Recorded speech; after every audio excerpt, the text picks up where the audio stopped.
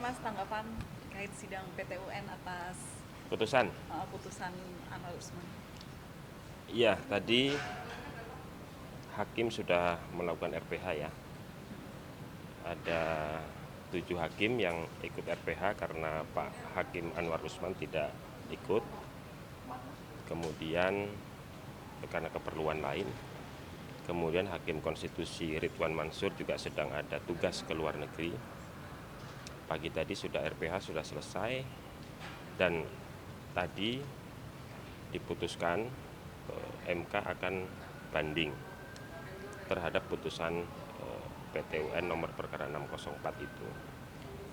Tapi memang keputusan tadi itu diambil sembari menunggu salinan putusan.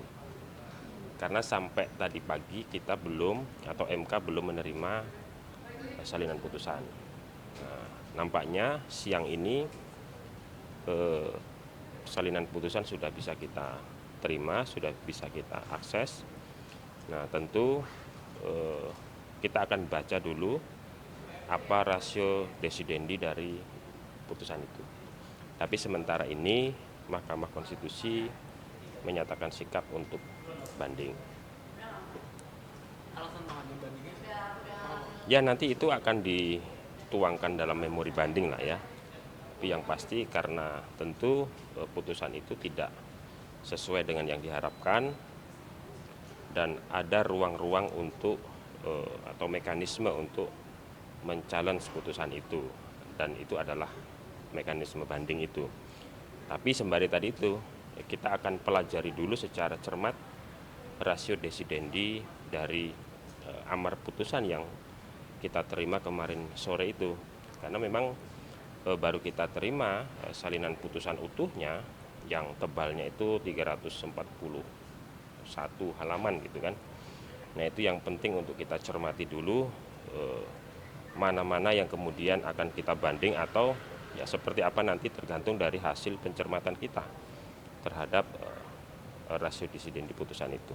Mas, amar putusan ini dinilai ajaib nggak sih sama MK? Karena kan ada satu poin yang bilang kalau pengangkatan Pak Soeharto itu tidak sah, terus mau mengembalikan nama baik Anwar Usman, tapi tidak mau mengembalikan jabatan Ketua MK terhadap Anwar Usman. Jadi ada kayak perbedaan putusan gitu dalam poin-poinnya. Ya, kita belum sampai ke situ, kita belum bisa menilai ini ajaib atau tidak gitu ya. Karena memang yang kita terima sampai kemarin sore itu kan baru amar putusannya. Kita tim kuasa hukum internal itu kan sudah sudah mengikuti jadwal pembacaan putusan di e-court itu kan dari jam 10. Kita tunggu sampai siang, sampai sore akhirnya muncul gitu. Baru amar putusannya, teman-teman juga saya kira sudah menerima itu. Jadi kenapa kemudian banding? Ya karena dasarnya dari amar putusan itu. Sementara amar itu kita belum tahu nih apa rasio desidendinya. Jadi kita belum bisa menilai juga sebetulnya kenapa bisa begitu tadi itu, kenapa dipulihkan, kenapa tidak dikembalikan sebagai ketua MK, kan gitu-gitu itu kan harus dibaca dulu rasio desidendinya. Jadi kita tidak bisa menilai. 7. Itu ada perbedaan pendapat atau semuanya setuju untuk melakukan banding? Sepengetahuan saya semuanya sepakat. Tidak ada yang tidak sepakat. Kenapa tidak menerima saja putusannya mencabut SK? Ya kesepakatannya begitu. Nah, ada keperluan lain katanya begitu. Mas, untuk pengajuan bandingnya kapan Mas? Kan kita punya waktu, kalau PT UN itu kan mekanismenya kita diberi waktu 14 hari sejak menerima salinan putusan kan. Jadi sampai ya dalam rentang waktu 14 hari ke depan lah ya kita menentukan sikap, termasuk menuangkan itu dalam memori banding kalau kita memang betul-betul mau banding setelah mencermati, setelah mempelajari betul rasio desidendi putusan. Masih ada kemungkinan ini banding belum pasti. Saya belum tahu juga, tapi sementara ini ya banding. Ya kan masih 14 hari. Kan tidak serta-merta putusan itu berlaku. Jadi putusan ini kan belum inkrah ini kan. Jadi selama 14 hari ya belum ada perubahan apapun gitu kan. Nah, makanya dalam rentang 14 hari itu harus sudah ada, kalau mau banding berarti sudah harus mengajukan banding sehingga putusan itu belum inkrah gitu kan. Atau kalau tidak ya berarti itu inkrah. Artinya dengan adanya putusan ini bukan berarti dapat dimaknai tidak ada pimpinan. Oh, nggak ada. Jadi ya itu sesuai dengan mekanisme yang berlaku ya seperti itu. Kita punya waktu 14 hari karena tidak serta-merta kan. Artinya kalau pendapat yang mengatakan terjadi kekosongan itu karena putusan itu berlaku serta-merta sejak diucapkan. Tapi ternyata kita punya waktu untuk menentukan sikap apakah banding atau tidak. Kalau banding berarti kan belum inkrah itu putusan. Tapi kalau kemudian kita tidak menyatakan banding berarti inkrah dalam waktu 14 hari. Nah itu kalau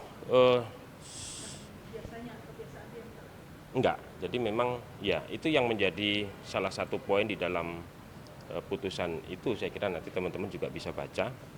Di situ ada poin yang mengatakan mestinya surat keputusan pengangkatan Dr. Soehartoyo sebagai Ketua MK itu diiringi atau di dalamnya itu kalau mengacu pada Undang-Undang Administrasi Pemerintahan itu didahului dulu dengan pencabutan SK yang lama, gitu kan. Nah itu yang kemudian tidak ditemukan di SK nomor 17 itu. Nah itu termasuk salah satu yang sedang kita kaji. Mas, kalau hubungan antara hakim sendiri seperti apa sih? Ini kan dalam tanda kutip seperti kayak ada konflik gitu. Iya, betul. Dinamik suasana kebatinannya. Hanya beliau-beliau yang tahu kalau suasana kebatinan. Tapi nyatanya kan semua proses penanganan perkara berjalan semua ya. Putusan, sidang, semuanya kan berjalan semua. RPH juga pengambilan keputusan berjalan semua. Kalaupun ada ya situasi kebatinan tertentu itu mudah-mudahan tidak mengganggu kewenangan MK, melaksanakan kewenangan MK. Saya kira nggak ada. Mas, Ya. PHPU itu ada permohonan baru yang masuk nggak? Saya dengar begitu ada permohonan baru dari Bangka Belitung ya, melalui Simpel. Itu parpol orang. Saya belum cek ya, tapi ada. Oke ya, makasih ya. Oke, makasih Mas Fajar.